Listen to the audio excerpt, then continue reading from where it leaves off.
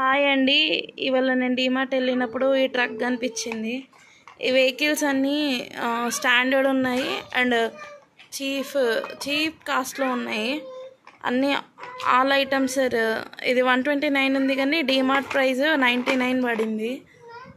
నాకైతే చాలా నచ్చింది.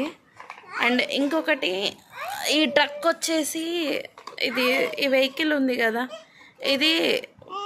ఇది కూడా 99 విత్ 4 కార్స్, అంటే మొత్తం 5 వెహికల్స్ వచ్చినాయి దానిలోనే. నాకైతే రీజనబుల్ అనిపించింది. 99 రూపీస్కి ఏమొస్తున్నాయండి, బయట రావట్లేదు.